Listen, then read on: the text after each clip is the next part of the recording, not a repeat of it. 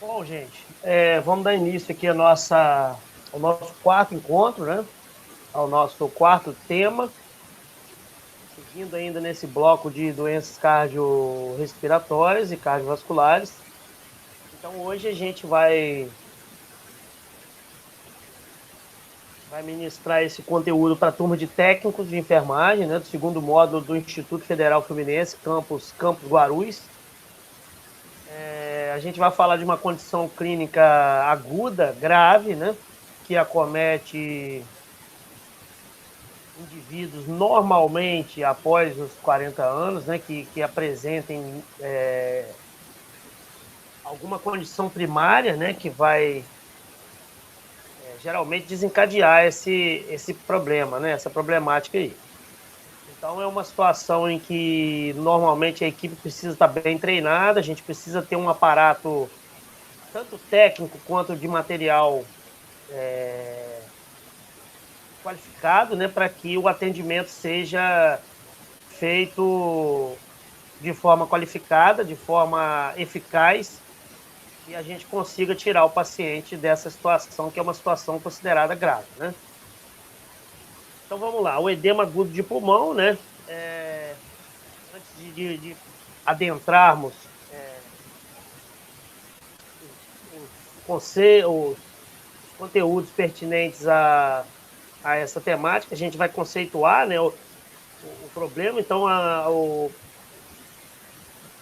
edema agudo é uma síndrome clínica, né, que caracteriza uma emergência médica determinada pelo acúmulo anormal de fluidos no compartimento extravascular pulmonar, né, que vai resultar numa baixa concentração de oxigênio, né, nos tecidos, né, aumentando o trabalho respiratório, fazendo com que haja diminuição da complacência pulmonar e alterando, né, a relação ventilação-perfusão. Então, resumindo, né, um aumento significativo de forma aguda, né, da pressão intravascular.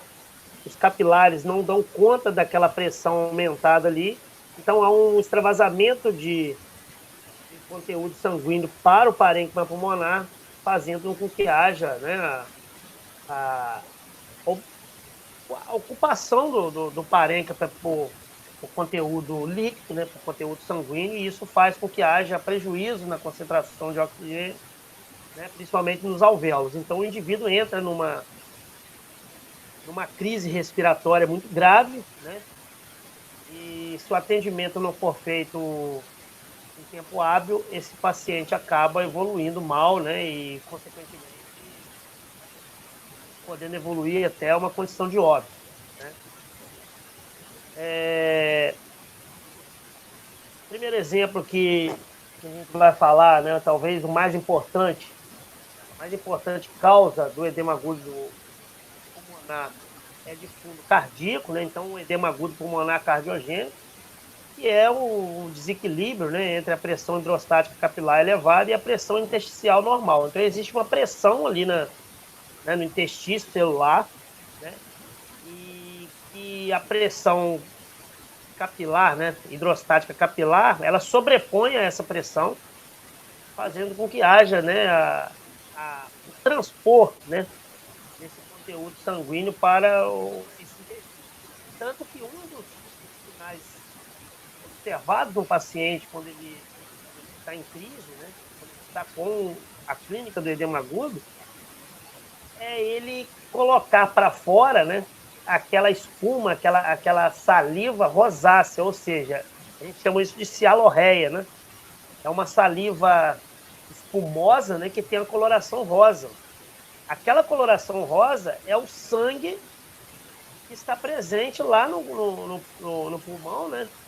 E que durante aquela crise respiratória o paciente acaba botando para fora.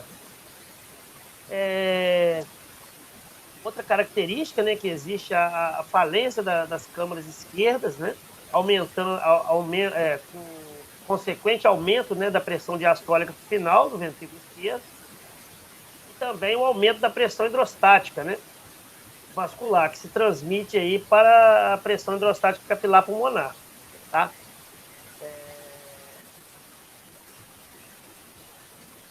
outros mecanismos que podem levar, né, a um aumento, né, não, a uma possível quadro, né, de edema agudo de pulmão. É o aumento da permeabilidade capilar pulmonar, né, a pressão coloidosmótica intravascular, né, reduzida, o aumento da pressão negativa intersticial, a insuficiência pós-transplantes, né, ou quadros de linfagite, causa neurogênica e fenômenos não explicados. Antes de prosseguir, né, vale fazer aqui uma revisão, né, mais uma vez, da anatomia e da fisiologia.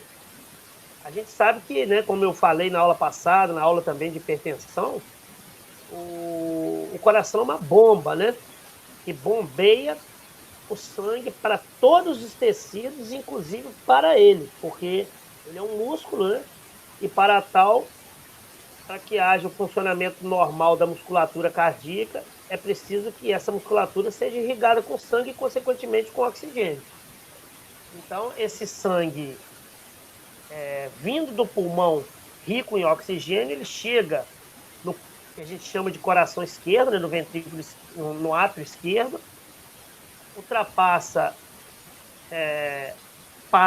vai para o ventrículo esquerdo, e do ventrículo é ejetado através da sístole, ele adentra a artéria aorta e ganha todas as outras artérias e é distribuído para todos os tecidos. Depois, esse sangue é trazido de volta dos tecidos pelo sistema venoso, chega ao coração direito, mais precisamente no átrio direito, né? Chegando até o ventrículo direito, e do ventrículo direito esse sangue segue para o pulmão para que haja troca gasosa.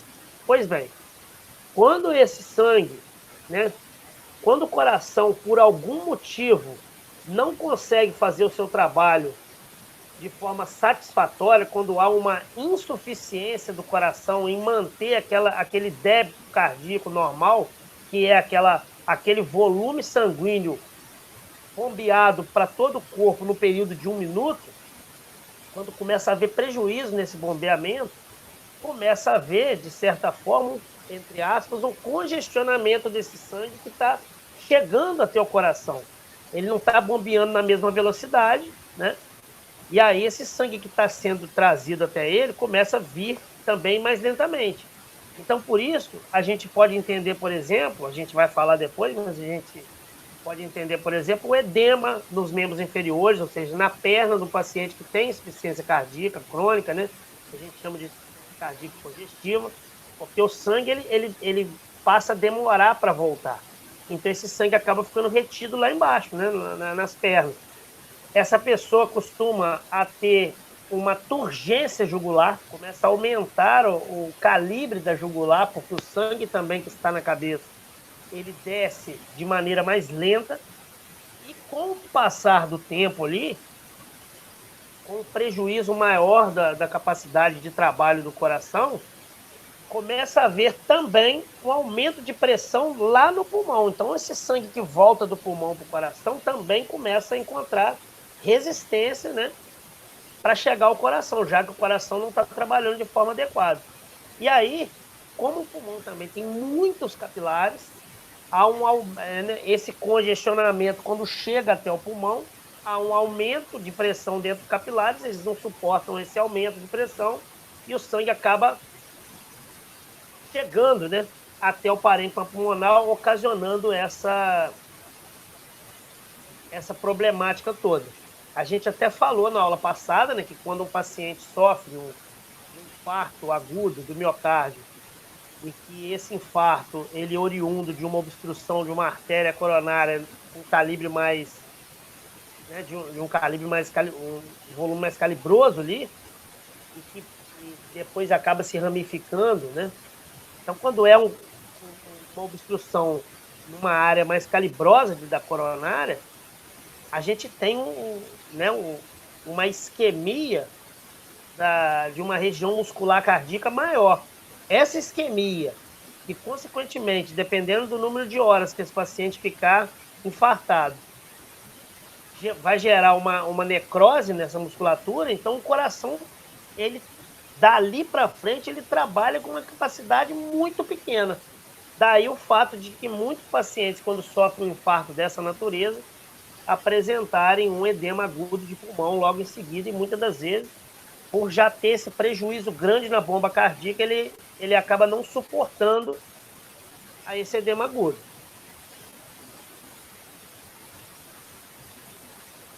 Bom, em relação à etiologia, né, que é a causa, existem algumas causas secundárias a cardiopatias, né? Dentre elas, a isquemia miocárdica aguda, né? Eu acabei de citar um exemplo de isquemia miocárdica, que é o infarto. A hipertensão arterial, né? Lembra que quando não sei se vocês estão se lembrando, na aula de hipertensão eu disse, né, que alguns problemas, algumas complicações da hipertensão, principalmente aquela hipertensão severa, né, é uma cardiopatia, né? Porque imagina o coração como uma bomba, ele precisa bombear para mandar o sangue por um sistema de condução, que nesse caso é a artéria, né? A artéria aórtica. Só que esse indivíduo ele está tão hipertenso por tanto tempo que o coração passa a fazer uma força, entre aspas, né, muito grande para vencer aquela resistência vascular. Então, com o tempo, vai havendo prejuízo dessa musculatura cardíaca, né? Vai havendo um prejuízo ventricular também. Então, isso pode, né, no futuro, gerar também esse tipo de situação. A valvopatias, né? O problema nas válvulas, está escrito errado aqui, mas é valvopatias. Miocardiopatias primárias, né? Muitas das vezes até iniciadas mais precocemente. Cardiopatias congênitas, o indivíduo já nasce com aquela condição ali, se não for tratado, né? Essa pessoa não tiver acesso ao serviço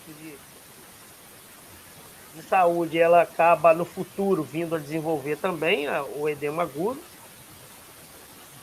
E uma situação conhecida como mixoma atrial, né, que é um tumor ali na região, né, no coração, que acaba também afetando o funcionamento normal do miocárdio.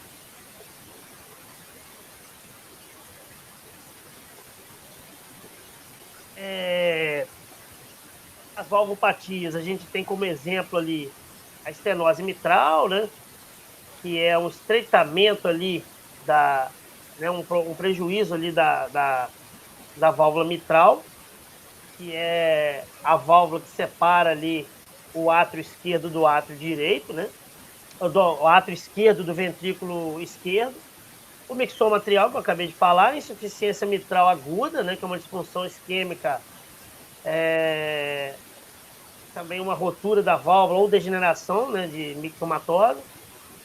E uma insuficiência mitral crônica, né, que pode ser desencadeada por doenças reumáticas, tá, gente?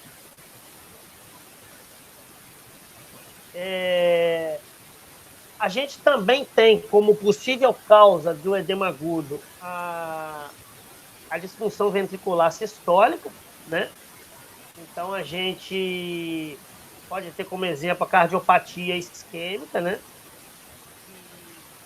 Um exemplo é quando um paciente de repente sofre um infarto, ele não morre, né? Não evolui a óbito, não faz um tratamento adequado, não é feito de repente uma angioplastia, né, ou uma cirurgia de revascularização do miocárdio, então aquela área infartada ali, mesmo que seja pequena, né, vai haver uma necrose isquêmica ali, então aquela área muscular ali morreu, então o coração daquela pessoa passa dali por diante a trabalhar com uma capacidade muscular menor, então isso vai no futuro também ocasionar essa cardiopatia que poderá trazer esse tipo de situação que é o edema agudo do pulmão. A cardiopatia inflamatória, né, que é oriunda de alguma doença infecciosa no coração, que esse paciente pode vir a apresentar, né, como endocardite, miocardite. Então, isso, se não for descoberto e tratado, isso poderá trazer prejuízos, como, por exemplo, nas válvulas, né, cardíacas. a cardiopatia hipertensiva e as valvopatias crônicas, também como possíveis causas do edema agudo. A disfunção ventricular diastólica, né? A gente tem como exemplo aí a cardiopatia hipertrófica ou restritiva, a isquemia e a cardiopatia hipertensiva. Bom, sobrecarga volêmica do ventrículo esquerdo, né?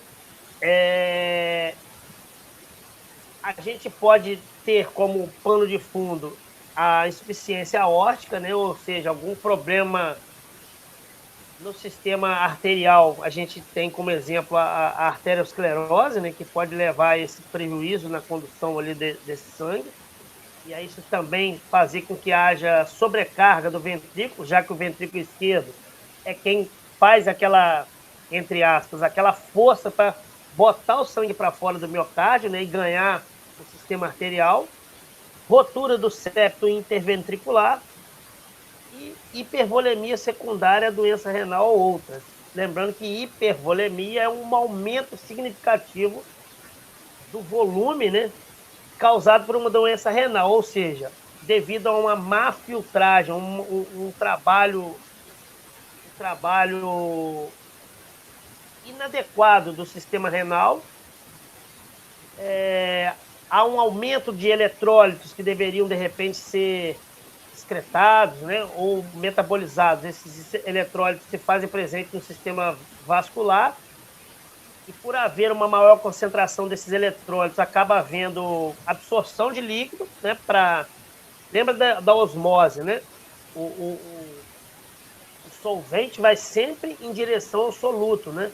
Então, se o sistema vascular está altamente concentrado, há uma absorção de água, né, para dentro do sistema vascular, para que haja um equilíbrio ali, né, uma neutralização daquela alta concentração de eletrólitos, e isso faz com que haja aumento, né? Se você tem absorção de líquido para dentro do sistema vascular, você tem o quê? Um aumento de volume. Esse aumento de volume leva a um aumento da pressão arterial, obviamente, e uma sobrecarga do coração, que passa a ter que trabalhar, né, fazendo uma força maior para vencer aquela resistência que está alta ali no sistema vascular. Obstrução da via de saída do ventrículo esquerdo, né? Então estava falando agora, estenose aórtica, né? Ou uma emergência hipertensiva, que é quando o indivíduo que é hipertenso tem um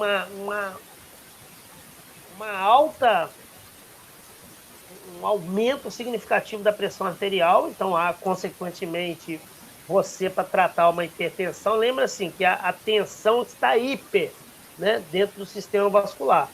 Então, para que diminua essa hipertensão dentro do sistema vascular, é necessário que haja, né, a administração de drogas para que haja uma vasodilatação e essa pressão, essa tensão diminua.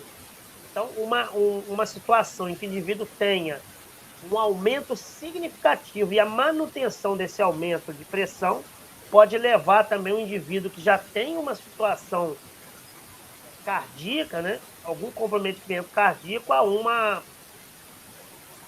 quase falência do sistema cardíaco e, consequentemente, isso também gerar esse que eu falei lá atrás, esse congestionamento, né, porque o sangue flui mais lentamente para o coração, que está bombeando, por sua vez, esse sangue de forma mais lenta, e aí a gente tem o início do quadro também de edema agudo de pulmão. Gente, se vocês quiserem me parar aqui para perguntar alguma coisa, vocês param, tá? Por favor. Professor, Oi. deixa eu então perguntar. Esses slides aí não é o mesmo da apostila que a gente tem, né? Não, eu dei uma incrementada aqui. Ah, tá. É porque o comecinho mesmo da sua aula eu não vi, aí eu não Isso, não, sabia. algumas coisas eu tirei, entendeu? Tá ok. Aí eu posso até passar esse para vocês também, mas assim, eu acho que o que eu dei para vocês tem mais coisa. Eu acho. Ou tá Tá muito bom, então. diferente? Aham. Tá muito diferente? Não, é só porque eu tô procurando, que eu gosto de ir acompanhando para anotar algumas coisas, mas eu não tô achando exatamente do jeito que tá aí. Mas depois eu assisto a aula e faço os resumos. Não, tranquilo. E também eu posso passar essa aula que eu estou dando aqui, eu posso colocar também para vocês aí no grupo do Tá bom, PDF, então. tá bom? Tá bom. Bom, causas não relacionadas à cardiopatia, né? A gente pode ter como consequência, por exemplo, uma lesão encefálica, né? Ou uma hemorragia intracraniana. A gente tem que pensar que a parte respiratória também ela é controlada pelo sistema nervoso central. Então, o indivíduo que tenha, por exemplo, sofra um trauma, né, violento, um acidente, né, uma agressão, um tiro, né, na cabeça, ele tem lesão encefálica, né, e, consequentemente, essa lesão ela pode afetar a área que controla a parte respiratória do nosso corpo e isso levar também a uma insuficiência cardíaca, né, uma insuficiência respiratória e, de repente, essa insuficiência cardíaca levar a, a esse quadro de edema agudo de pulmão. Vocês estão entendendo essa relação que eu estou fazendo do trabalho insuficiente do coração, por exemplo, com o aparecimento do edema agudo? Está muito obscuro eu estou falando isso e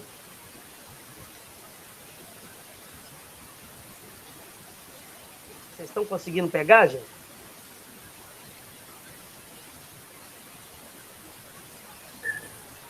Eu estou. Tá dando para Beleza. entender. Tá bom, vamos lá então. Feocromocitoma, né, que é um tumor geralmente ocasionado nas áreas em que há secreção de hormônios, né? SARA, que é a síndrome da angústia respiratória aguda. A gente geralmente tem um cálculozinho que a gente faz lá na UTI, que a gente pega, por exemplo, a gasometria, que é um exame que a gente faz colhendo seu sangue arterial, colocando na máquina, ele dá valores para nós de pH, da pressão de oxigênio, da pressão de CO2, do valor dos íons de carbonato, né? E aí a gente, por exemplo, analisa se esse paciente está fazendo uma acidose respiratória ou metabólica, ou uma alcalose respiratória ou metabólica, enfim.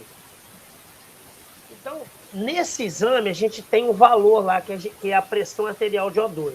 A gente pega esse valor e divide, por exemplo, se um paciente está no ventilador mecânico, tem um valor lá que o fisioterapeuta, ou quem manipulou aquele ventilador, coloca ali da frequência de inspiração de O2 para aquele paciente.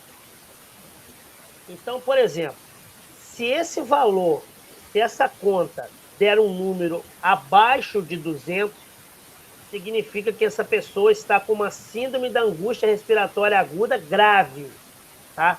SARA significa isso. Se quiserem anotar aí, síndrome da angústia respiratória.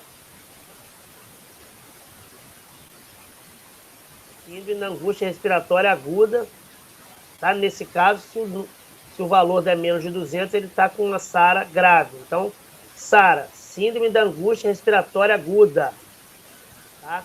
Ou seja, esse paciente, mesmo entubado, mesmo com suporte de oxigênio, ele não está dando conta de manter essa dinâmica normal ali de troca gasosa, né, de oferta de O2 para os tecidos, tá bom, gente? Quando essa conta der um número entre 200 e 400, significa dizer que esse paciente está com uma síndrome de angústia respiratória aguda moderada. Pois não, pode perguntar. Tem uma menina querendo entrar, a Dylan. Tá esperando você aceitar aí.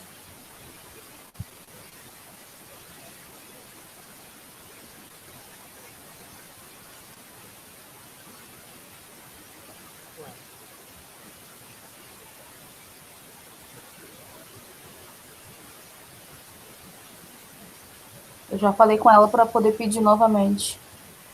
Fala com ela aí, porque aí a gente não interrompe aqui a aula.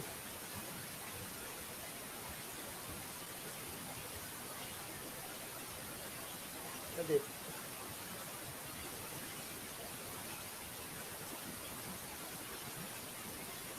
Por que tem algumas pessoas que entram sem eu ter que permitir e outras não?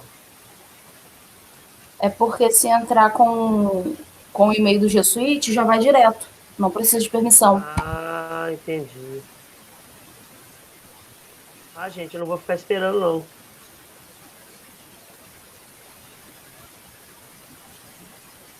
Eu vou falar com ela para ela tentar entrar pelo G Suite.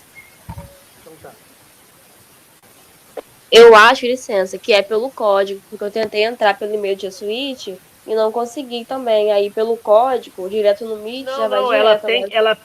ela tem, é porque como eu botei só o código e não botei o link, ela tem que entrar no Google Meet e colocar o código. Ou não é isso que você falou? Não é a mesma coisa que eu tô Ah, falando. é isso sim. Tem que entrar no Meet e botar o código. É Pelo G lógico, Suite, tem que esperar entrar.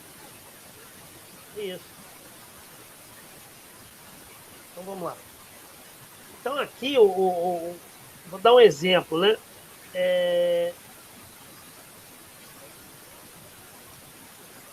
Então, vamos supor que para a gente calcular se o paciente está com síndrome da angústia respiratória aguda, grave, né? Vamos supor que a PaO2 dele tenha dado, sei lá, 80.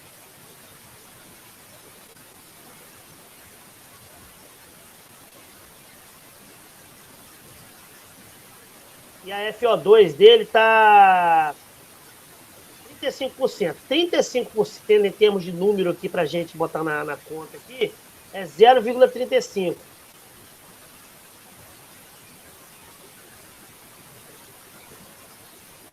Alguém calcula isso para mim na calculadora, por favor? Quanto que dá esse valor aí?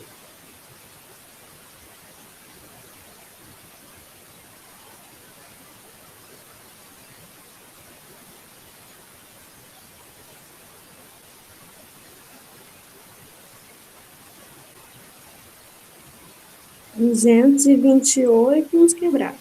Isso, então. Então, nesse caso, essa pessoa está com uma síndrome da angústia respiratória aguda moderada, tá? Porque deu um número acima de 200. Se nós tivéssemos, por exemplo, aqui, vamos supor que a pressão arterial de O2 dele tenha dado... Não, se aqui como é que fala? A FO2 dele esteja 45%. Faz a conta aí agora. 45%. R$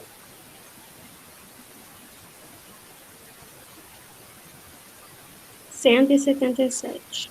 Então, se ele tivesse com uma frequência inspirada de O2 maior, ou seja, está necessitando de um suporte maior de O2, porque ele está numa condição mais grave, e a pressão de O2 dele, o ideal é que estivesse perto de 100, tá, gente? Vamos supor que tenha dado 80. Nesse caso aqui, esse cara está gravíssimo, ele está com uma síndrome da angústia respiratória aguda grave, porque deu um valor abaixo de 200, tá? Então, só para vocês entenderem, quando vocês ouvirem falar isso aqui, vocês saberem o que é. Desnutrição severa também pode levar a essa condição, né, que poderá, de repente, levar o indivíduo a ter o edema agudo também. Síndrome nefrótica, né? A síndrome nefrótica, ou seja, um problema que ocasiona uma síndrome renal, ela vai fazer com que haja uma filtragem irregular, um metabolismo irregular dos metabólicos por parte do rim, né? Isso vai fazer com que haja, de repente, acúmulo desses eletrólitos, né? Absorção, né, de água, ou seja, aumento volumétrico ali né, intravascular e, consequentemente, um aumento significativo da pressão. Isso vai gerar uma sobrecarga cardíaca. Porque quanto mais volume, quanto mais tensão existe nos vasos, maior é a força que o coração tem que imprimir para poder fazer o trabalho dele. Após uma drenagem torácica, né, após transplantes, né, devido a uma linfagite carcinomatosa ou uma linfagite fibrosante, enfim. Fenômenos não explicados, né, edema agudo pulmonar neurogênico, devido a grandes altitudes, após uma cardioversão ou a partir de uma superdosagem de narcótico, né? Bom, o diagnóstico do edema agudo pulmonar é basicamente, né, acima de tudo, clínico, né? Então, normalmente, esse indivíduo, quando chega na unidade de pronto atendimento, numa unidade de emergência, ele chega com uma dispneia imensa, né? Aos mínimos esforços. Tem esse quadro de dispneia paroxística noturna. O que é isso, se quiserem anotar aí? É quando uma pessoa que já tem uma cardiopatia, que já tem uma insuficiência cardíaca, ele deita para dormir, né? E aí, por estar deitado, num determinado momento da noite, ele acorda com uma dispneia fora do comum, tá? Devido a um acúmulo de líquido anormal lá na região do pulmão, né? Até pela posição que ele está. Então, ele acorda afogado, como se ele estivesse afogando, tá? Então, isso que é a dispneia paroxística noturna. O indivíduo dorme e aí, num determinado momento, ele acorda com uma falta de ar achando que com uma sensação iminente de morte, né? Tosse. Por que tosse? Porque nesse caso, quando o indivíduo tem dispneia aos esforços, tem edema nos membros inferiores, de repente esse paciente já tem edema ou turgência de jugular, ele já tem um discreto acúmulo de líquido lá no pulmão, já está havendo aumento de pressão dos capilares, já está havendo extravasamento desse conteúdo vascular para o parênquima pulmonar. Então, essa presença de líquido ali vai ocasionando um quadro de tosse, né? O sistema respiratório tentando expulsar aquilo que não é normal estar presente lá, porque o normal do pulmão é abrigar o quê? Oxigênio, tá, gente? Então, esse indivíduo vira e mexe, ele está com quadro de tosse. E um outro achado importante no processo de diagnóstico é a sibilância, né? Que a sibilância os sibilos, né? É como se fosse um miado assim de gato que você ouve, ou seja, uma ausculto anormal que você ouve, né? No pulmão, na região torácica posterior do indivíduo, e que pode estar já esse indivíduo com comprometimento no transporte de ar, da passagem de ar ali entre os brônquios, os bronquíolos, né? Outros sintomas, né, que vão estar presentes ali, principalmente nessa fase, assim, a gente chama de sintomatologia dramática, né? Ansiedade e agitação, né? Ele começa a ficar ansioso porque ele não está respirando adequadamente, né? Ao passar dos minutos e das horas, essa ansiedade passa a virar agitação psicomotora. Por quê? Porque começa a faltar, gente, oxigênio na cabeça. Então, devido à falta de oxigenação no cérebro, esse indivíduo começa a ficar agitado. Por isso que, às vezes, esse paciente, quando chega para a gente no pronto-socorro, a gente coloca ele na cama e ele levanta. A gente coloca a máscara nele e ele tira. A gente vai funcionar a veia dele para medicar ele, ele não deixa. Não é porque ele não quer, não. Ele está fazendo aquilo, muitas das vezes, inconscientemente. Porque ele já está ficando desorientado por conta dessa hipóxia, né, cerebral. E aí, isso aí indica para nós o tamanho já da gravidade do quadro dele. A gente,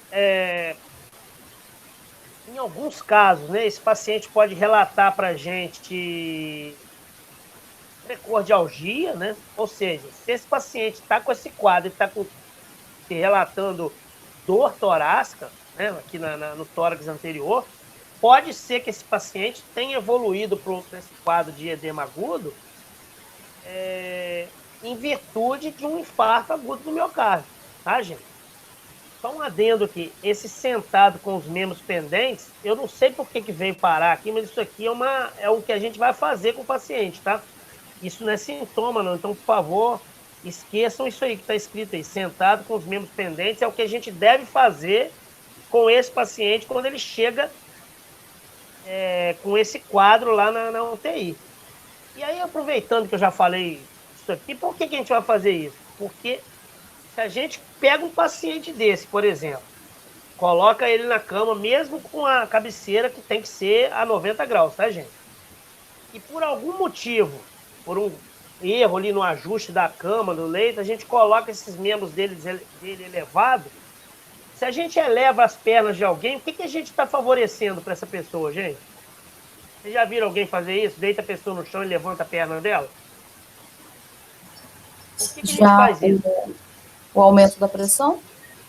Isso. A gente faz isso para o sangue voltar rapidamente dos pés para a direção do tórax e, consequentemente, da cabeça, né? E num paciente em que ele está com um quadro dramático de não... Do corpo dele não conseguir estar trabalhando com aquele volume ali que ele tem, se eu elevar o membro, eu mato ele. Da mesma forma, depois eu vou falar lá na frente, esse paciente, quando eu punciono a veia dele, eu punciono para administrar drogas. O soro que eu vou pendurar ali é praticamente para manter a veia dele. Eu quase que não... Assim, eu vou botar quase que... Não existe isso, mas como se fosse uma gota por minuto. Tá, gente? Porque se eu infundir volume para esse paciente, eu sobrecarrego mais ainda o pulmão e o coração dele, beleza? E expectoração rosa e espumosa, que eu falei lá atrás, né? Então, esse paciente, às vezes, isso é uma característica também, que se o paciente apresentar, aquilo ali ratifica de vez que esse paciente possa ter, né, de repente, um edema agudo. Porque ele começa a botar uma espuma, né, em grande quantidade, que a gente chama de cialorreia, né, esse excesso de saliva, na cor rosa, né? E isso está vindo lá do pulmão. Então, por isso que ele, dentre outros sintomas, essa expectoração rosa e espumosa é presente em pacientes com essa situação clínica.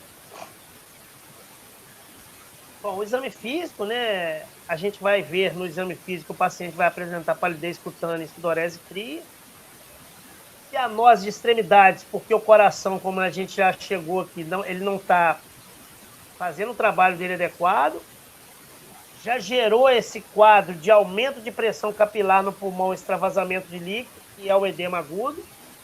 Não está havendo troca gasosa suficiente, ou seja, então, não está saindo sangue novo arterial numa quantidade ideal para o coração distribuir para o corpo, então o coração passa a distribuir uma concentração muito menor de oxigênio, e quem sofre com isso são as extremidades. Por isso que é muito comum também a gente observar nesses pacientes arroxeamento, né? Tanto da ponta dos dedos da mão quanto da ponta dos dedos do pé.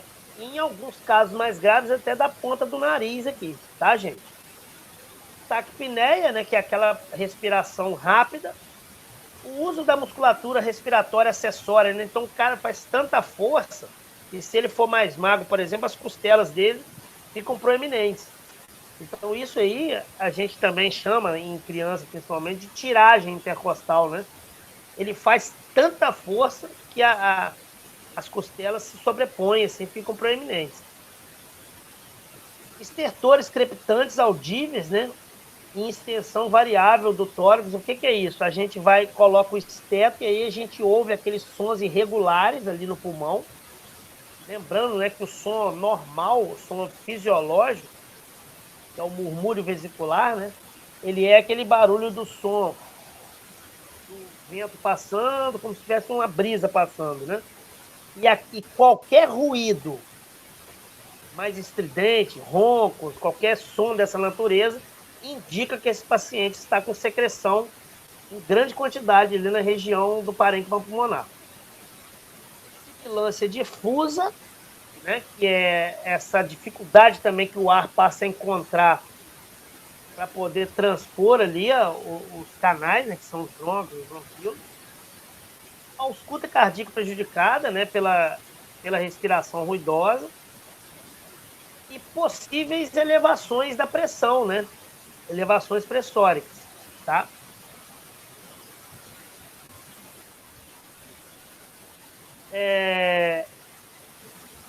Exames complementares, a gente além da avaliação clínica, a gente, obviamente, que a gente vai fazer alguns exames até para comprovar ou para descartar certas situações clínicas, tá? Então, a gente faz o eletrocardiograma. Mas se ele está com edema agudo de pulmão, para que eu vou fazer um eletrocardiograma? De repente, para comprovar que esse edema foi desencadeado a partir de um infarto agudo do miocárdio, né? Porque às vezes esse cara começou a infartar 6 horas atrás, 6, 8 horas atrás, né? Começou a infartar à noite e só procurou o pronto-socorro no outro dia de manhã. E aí é bem possível que lá pela manhã, quando você for fazer esse o eletro possa mostrar alguma alteração, né, cardíaca.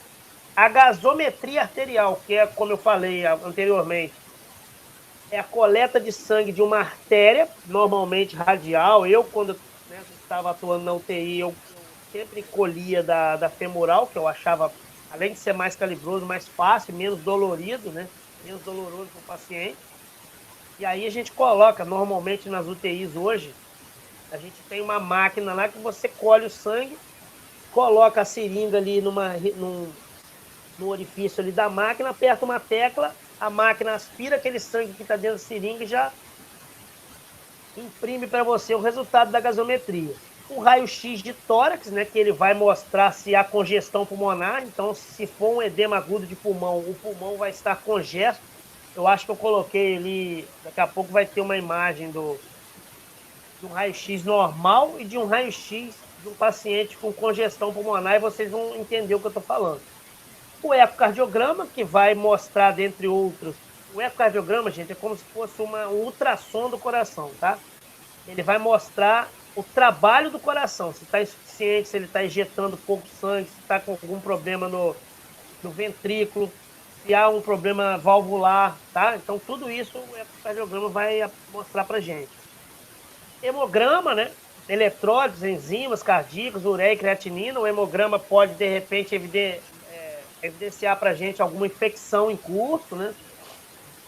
Ou alguma diminuição acentuada da contagem de plaquetas, da contagem de hemoglobina, ou do hematócrito, né? Que é o percentual de células vermelhas no sangue.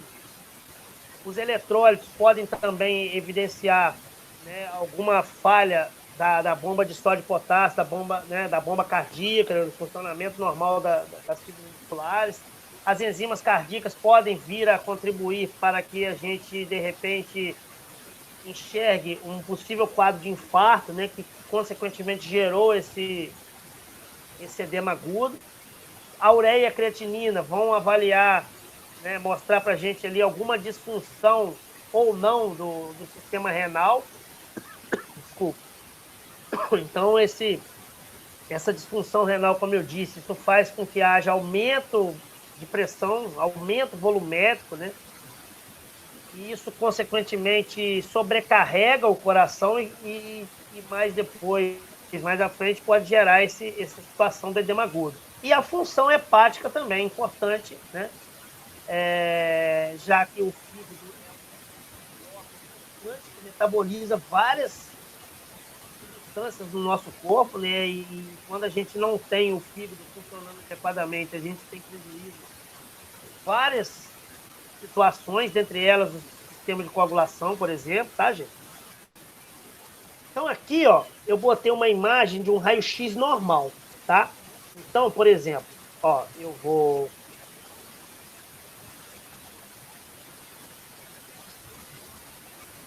Ó, aqui, ó, isso aqui é o coração, tá? Ó. Tá? Onde eu estou passando aqui o laser aqui, ó. Isso aqui é o coração.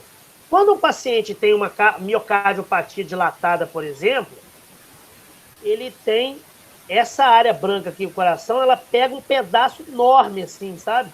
E aí a gente sabe que aquela pessoa ali tem uma insuficiência cardíaca. Nesse caso, ó, o pulmão está limpo. Essas áreas brancas que vocês estão vendo aqui são vasos, né?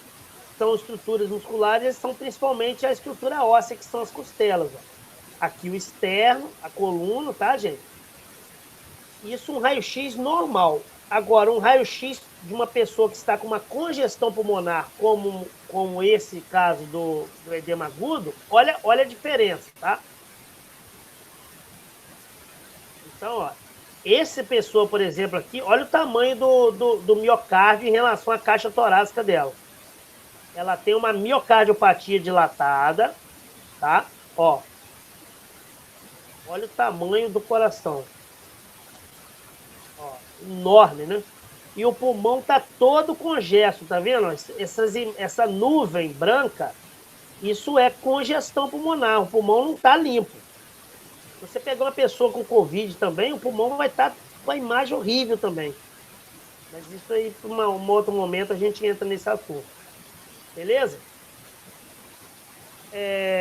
O diagnóstico diferencial, né? Quando a gente fala em diagnóstico diferencial, a gente está querendo dizer o seguinte, que às vezes os sintomas de algumas condições clínicas, eles se parecem. Então, pode ser que você esteja achando que esse paciente está com evoluindo para um edema agudo, enquanto, na verdade, ele, de repente, está desencadeando uma crise asmática. Pode ser, por exemplo, um quadro de embolia pulmonar, que também leva o paciente a uma dispneia horrorosa, e muitas das vezes o desfecho é ruim, que acaba que o paciente evolui a óbito. E pode ser a exacerbação de um quadro conhecido como DPOC, que é a doença pulmonar obstrutiva crônica. Se quiserem anotar aí, DPOC, doença pulmonar obstrutiva crônica. Tá? Então,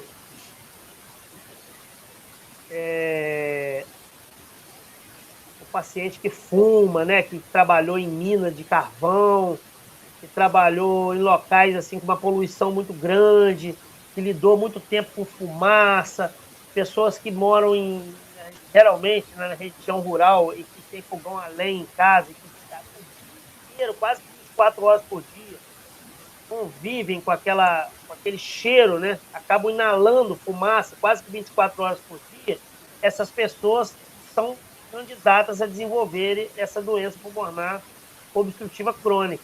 Então, isso pode ser também, esse quadro de dispneia, né? Essa sintomatologia pulmonar pode ser uma dessas três situações também. Por isso, gente, a importância tremenda, né, da anamnese, né, da coleta de dados, do histórico do paciente, tanto com ele quanto com a família, para a gente chegar mais rápido ao diagnóstico. O tratamento, né, em termos de medidas gerais, manter o paciente sentado. A gente...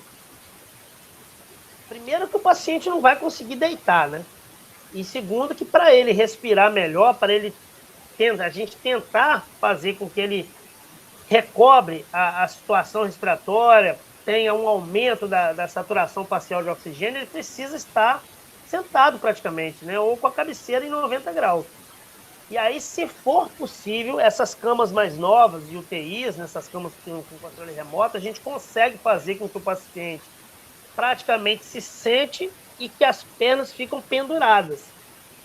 O objetivo, então, da perna pendurada é você reduzir ao máximo o retorno venoso. Ou seja, para que você não tenha uma sobrecarga do coração. Então, você reduzindo ao máximo o retorno venoso, você sobrecarrega menos esse coração que já está no ápice da sobrecarga, né? Então, com isso que eu falei, né, da questão das pernas, a gente vai reduzir a pré-carga. Então, a pré-carga é tudo aquilo que está voltando para o coração através do sistema venoso. Ou seja, tudo que está voltando para o coração direito, átrio e ventrículo direito, tá, gente? Então, se a gente puder fazer algo para reduzir essa pré-carga, também a gente vai conseguir, né, reduzir esse sofrimento, essa angústia desse paciente. A gente também tem que buscar fazer algo para favorecer o uso da musculatura respiratória. Daqui a pouco a gente vai ver o porquê da gente, por exemplo, fazer morfina. Ah, professor, mas morfina é um analgésico, opioide. Pois é, mas alguns efeitos colaterais dele, nesse caso aqui, vai ajudar o paciente a diminuir essa angústia respiratória que ele está apresentando. A oxigenoterapia é imprescindível, quanto antes, o mais rápido possível, né? A gente colocar inicialmente, né? A ventilação não invasiva. Quando vocês virem, por exemplo, uma abreviação aqui de VNI, V de vaca, N de Natal, I de igreja, é ventilação não invasiva, tá? Então, iniciar o quanto antes, né, a ventilação não invasiva. Lembrando que, normalmente, nós da enfermagem, né, principalmente numa UTI, no pronto-socorro, numa unidade que atenda pacientes de forma emergencial e urgente, a gente tem que estar sempre checando se o material está ali disposto, se as saídas de oxigênio ou de gases estão funcionando, se as máscaras, os ventiladores mecânicos estão montados, porque emergência ela pode acontecer em qualquer horário do plantão, em qualquer momento. Então, acontece uma emergência dessa. Já pensou? Não tem máscara, ele tem que ir lá em cima, em outro andar, buscar. Não dá tempo, tá, gente? Então, por isso que a gente tem que fazer a previsão e a provisão do material. Tá? Isso é uma coisa, assim, um padrão ouro da equipe da enfermagem. É algo, assim, que a gente tem que fazer todo dia, é fazer a checagem dessas estruturas que eu acabei de falar.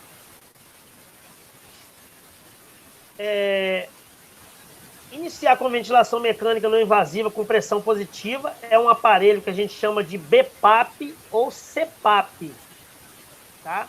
Que é a ventilação contínua, né? Uma alta pressão através da ventilação contínua ali nas vias aéreas. Então, é uma máscara que ela é colocada pegando aqui na região da testa, cobrindo todo o rosto e passando aqui abaixo da boca, tá? Ela tem sua borda de silicone para ela se moldar as imperfeições aqui do rosto, para que quando ela soprar aquela pressão de oxigênio, 0% de oxigênio se perca ali pela máscara, tá? Então é uma pressão altíssima. Muitas das vezes eu uso dessa ventilação mecânica invasiva com pressão positiva, ela tira o paciente dessa crise sem que haja necessidade de entubar esse paciente. Então, assim, existem para isso, obviamente, algumas contraindicações, a instabilidade hemodinâmica, né? Se o paciente faz uso de algum vasopressor, de algum antiarrítmico, se esse paciente está com algum trauma facial, ou se existe algum risco de aspiração de secreção por parte desse paciente, né? Enfim. Quando ele não coopera, porque muitas das vezes a gente tem que entender também o seguinte, vocês lembram que eu falei que ele entra nessa falência respiratória e começa a faltar oxigênio na cabeça, no cérebro, né? Então ele vai entrando num quadro de hipóxia, perdão, isso vai desorientando ele. Então, e além dessa questão da desorientação, ele está tão agoniado para respirar que você, a hora que coloca a máscara nele, ele acha que aquilo vai sufocar ele. Então, ele não te ajuda também. Ele não coopera com você e com ele próprio. Então, ele não deixa a gente colocar a máscara nele. E aí, às vezes há um rebaixamento, além dessa dificuldade respiratória, você começa a perceber que a saturação facial de oxigênio dele vem para baixo de 90%. Quando isso acontece, aliado a esse esforço respiratório, e quando há uma queda significativa do nível de consciência, que também a gente chama de sensório, aí a gente acaba tendo que optar por uma segunda, né, a gente parte por uma segunda opção, que é a intubação orotraqueal.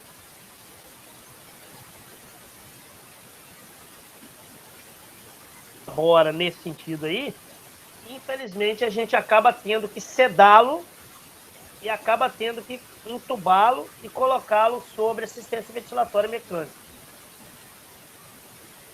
Então, aqui tem uma foto, né, que mostra esse paciente com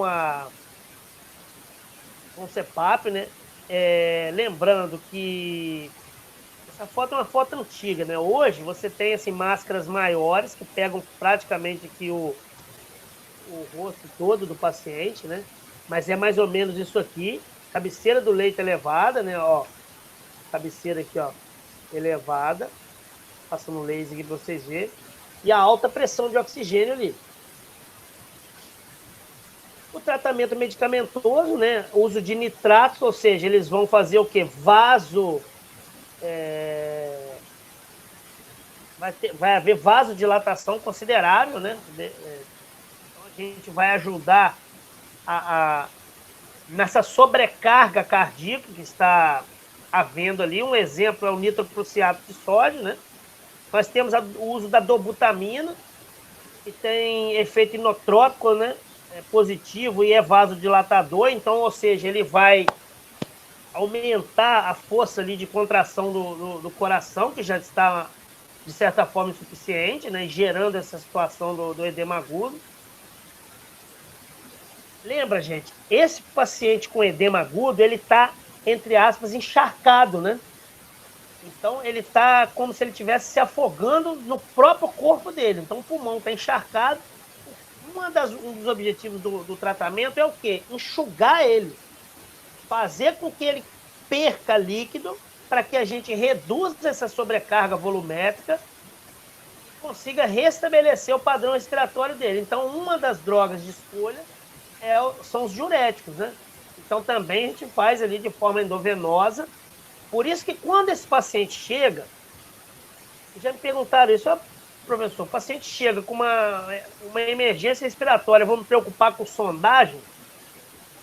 Sim, a gente tem que sondar, além da punção venosa para administração de drogas e da parte respiratória, oxigênio e tudo, a gente tem que sondar esse paciente, porque a partir da sonda e da bolsa ali, a gente vai analisar se o diurético está fazendo efeito nele ou não.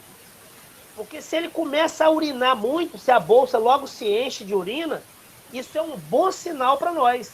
Isso é sinal que a gente está reduzindo com êxito esse volume, essa sobrecarga volumétrica que ele está apresentando. Consequentemente, a gente vai dar um alívio, um respiro para o coração e também para o pulmão. Tá? Então, o diurético é imprescindível que se faça quando o paciente esteja ali apresentando esse quadro de edema agudo.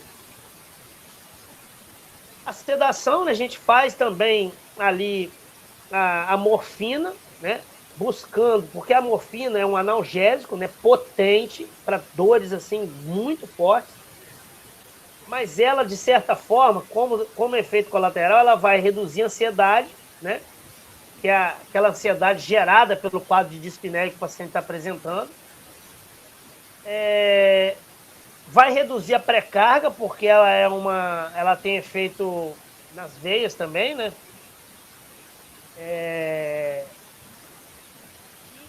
Né, reduzindo a pré-carga, ela reduz esses reflexos pulmonares que o paciente está apresentando.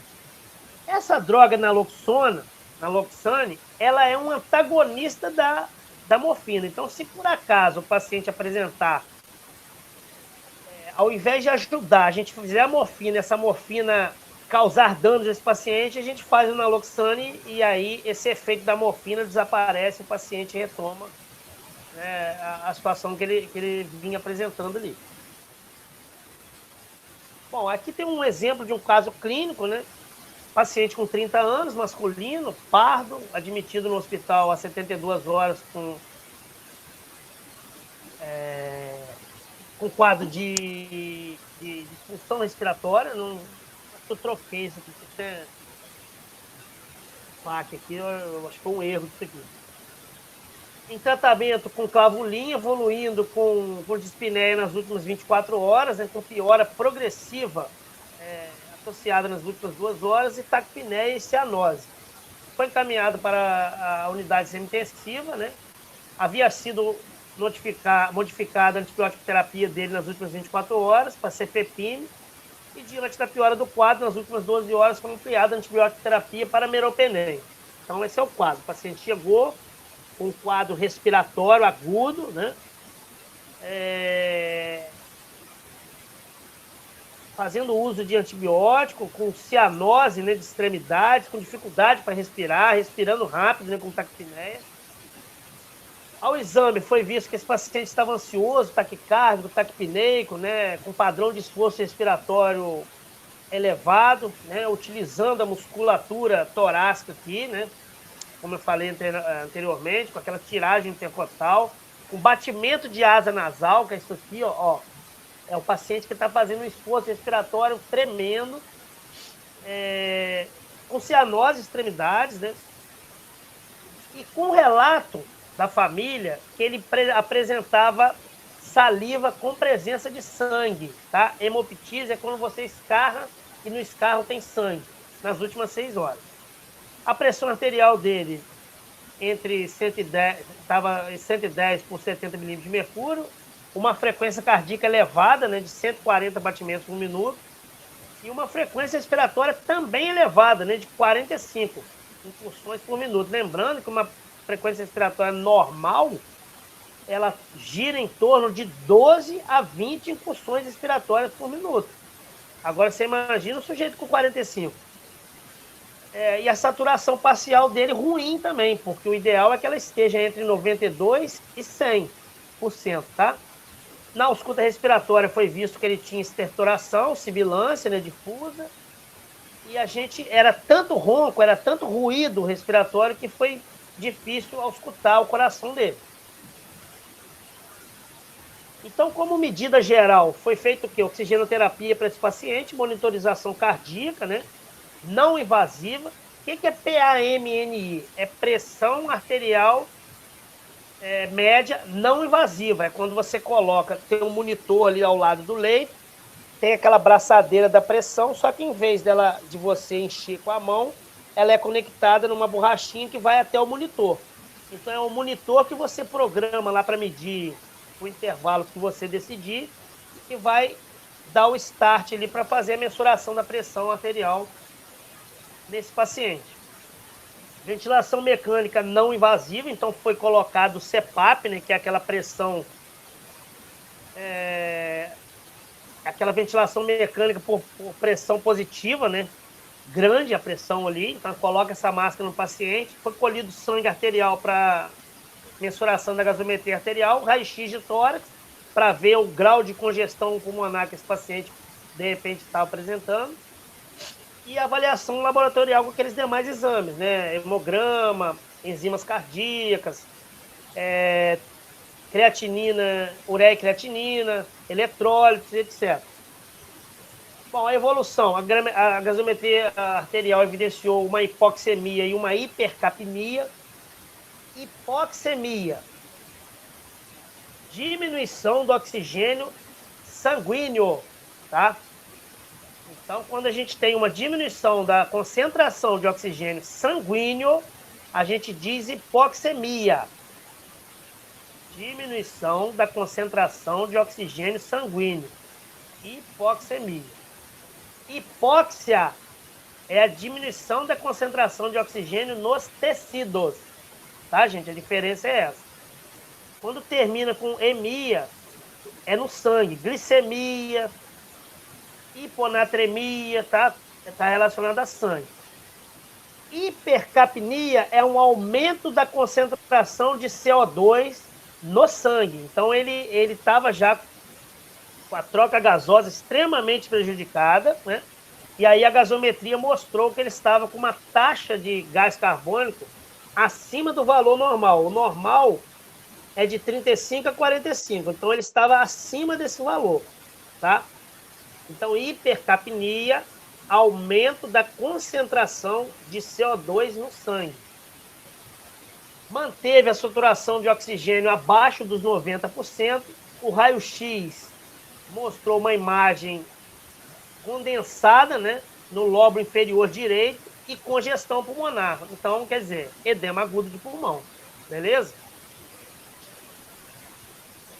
Próxima medida, então, né, como ele teve queda do sensório, a saturação não passa dos 90. Ele está fazendo uso da musculatura acessória. A gasometria mostrou esses parâmetros, a gente não pode esperar mais, porque senão ele faz uma sobrecarga da musculatura respiratória e, além disso, principalmente, ele faz lesão cerebral. Então, para que a gente evite lesão da musculatura respiratória, fadiga, né, sobrecarga respiratória e lesão cerebral, Aí a medida é o quê? Intubação desse paciente. E por que está ali escrito sedação? Porque para a gente intubar o paciente, a gente tem que sedar ele. Da mesma forma que não tem como a gente pensar em sedar alguém sem estar com material de intubação por perto, porque a sedação leva a depressão respiratória. Então, às vezes, eu já vi na prática acontecer isso, o paciente agitado para fazer uma tomografia, um acadêmico de medicina, né, na época, resolveu pedir para sedar o paciente, eu disse que não sedaria, um técnico acabou fazendo, contra a minha decisão, que eu falei para ele não fazer, ele fez, o paciente evoluiu para parado e acabou evoluindo a óbito, porque era um paciente que tinha perdido muito sangue, ele tinha sofrido uma perfuração por arma branca, né, uma facada, e a gente acabou perdendo o paciente na mesa da tomografia, por causa de um erro primário, né? Então, nesse caso aqui, esse paciente ele foi sedado, foi entubado, né? E aí, durante ali o processo de ventilação mecânica invasiva, foi observado uma grande quantidade de secreção rosácea, espumosa, né? Que é característica dessa secreção que vem lá do pulmão. E aí foi possível ver isso, porque a gente vê mesmo, né? Quando entuba, essa espuma ela vem pelo tubo. Aí a gente tem que pegar uma sonda de aspiração, ligar o aspirador, calçar a luva estéreo e aspirar dentro do tubo para tirar essa secreção, até para melhorar a ventilação dele, a dinâmica respiratória dele. Após a sedação, né, e a ventilação mecânica invasiva, o paciente passou a cursar com choque circulatório, sendo iniciado vasopressor e encaminhado mesmo para a UTI. Então, isso aqui é um quadro fictício, né, que eu inventei, mas que é isso aqui exatamente que acontece lá na nossa prática clínica, tá, gente? É exatamente igual isso aqui.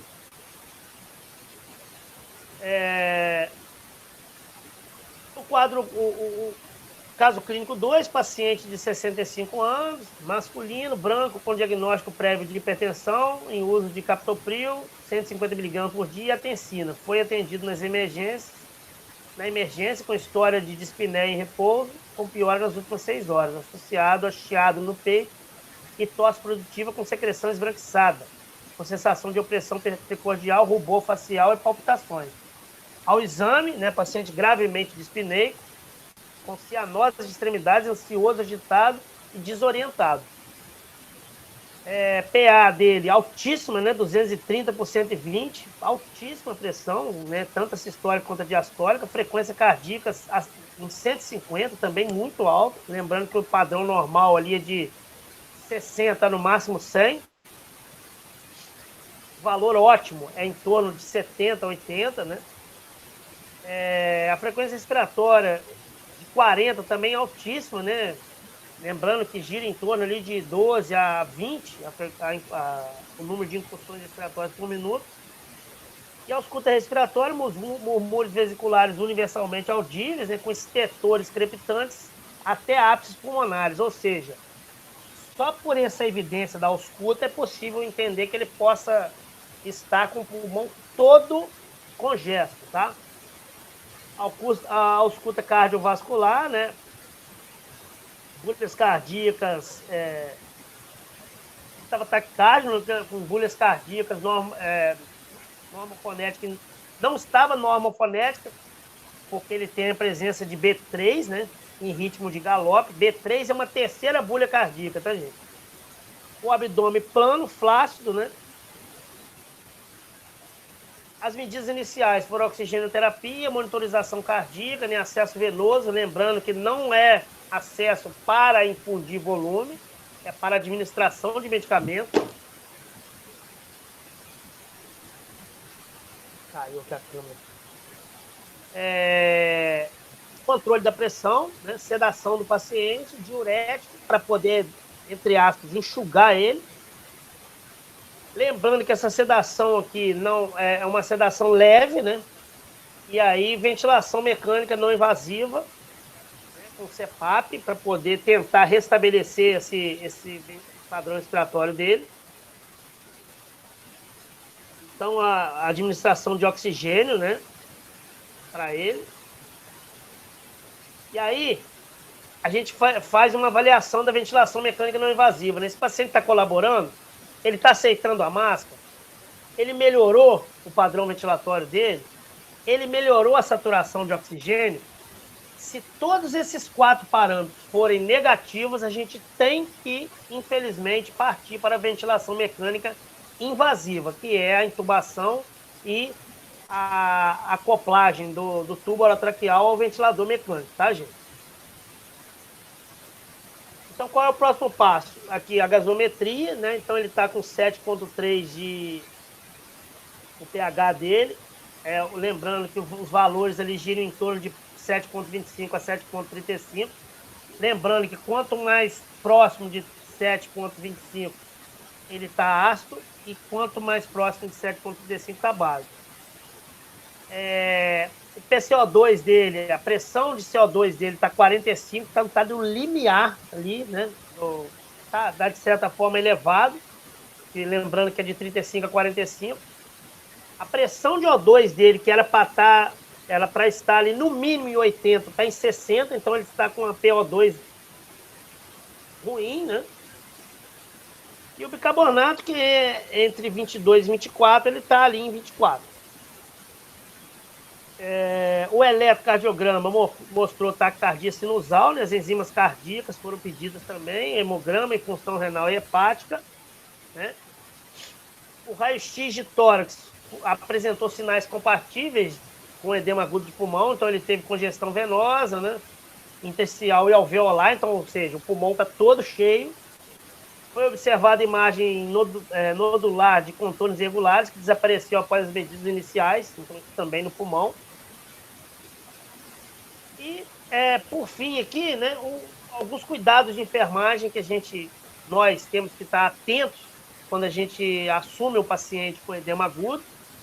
Primeiro, está sempre atento à questão do material quando a gente assume o plantão. Se a gente trabalha numa unidade de emergência ou numa unidade de terapia intensiva, a gente tem que entender que, mesmo que os pacientes naquele plantão de hoje, por exemplo, estejam tranquilos, estejam estáveis, a qualquer momento um deles pode evoluir a gravidade e a qualquer momento, se tiver vaga, você pode receber um paciente grave. Então, você tem que fazer a provisão do material, checar a parte elétrica, se os ventiladores estão ligados na tomada, se as bombas de infusão estão ali ao lado, se o monitor está ali, se tem eletrodo, né, para você colar no tórax do paciente para monitorar ele, se as saídas de gases estão funcionando, as saídas de O2, de ar comprimido, se o aspirador está funcionando, que às vezes você vai precisar aspirar as vias aéreas do paciente, porque ele está botando muita secreção, e essa secreção vai atrapalhar o padrão respiratório dele. Então, primeiro passo, né, dos cuidados de enfermagem, preparo do material, né, para ser usado na assistência deste doente. Por exemplo, material para sondagem, acesso venoso, assistência de O2, manter o paciente sempre em posição de Fowler, na cabeceira elevada, monitorar o doente, observar o padrão respiratório e o nível de consciência. Então, nós da enfermagem também temos o dever de fazer isso, observar e relatar vocês, tanto para o enfermeiro quanto para a equipe médica, né, qualquer alteração desse padrão respiratório e do nível de consciência. Fazendo anotação disso tudo, vocês vão aprender isso provavelmente, né, com a professora de paciente crítico, que é o balanço hídrico. O balanço hídrico, gente, é um controle de tudo que é administrado e de tudo que o paciente perde. Ou seja, através da urina, através de um dreno, nas 24 horas. Então, o que a gente faz? Soma tudo que foi administrado nele, vai anotando ali em cada horário, ali, em cada coluna. Cada coluna é um dado, é medicação, é dieta, é água que ele tomou, enfim. Soma tudo que entrou, soma tudo que saiu dele e depois faz a conta subtraindo o que entrou pelo que saiu, tá? Então, o balanço é você subtrair a soma do que entrou pela soma do que saiu do paciente. Você vai ter o balanço hídrico. E atenção para a infusão de volume, né, que eu venho falando aqui durante a aula. porque o soro ele vai ser para manter a veia. O paciente que está numa condição como essa, ele está com o máximo de sobrecarga volumétrica, então eu não posso mais fazer volume nele, é só as drogas mesmo. Tá? Deixa eu voltar aqui.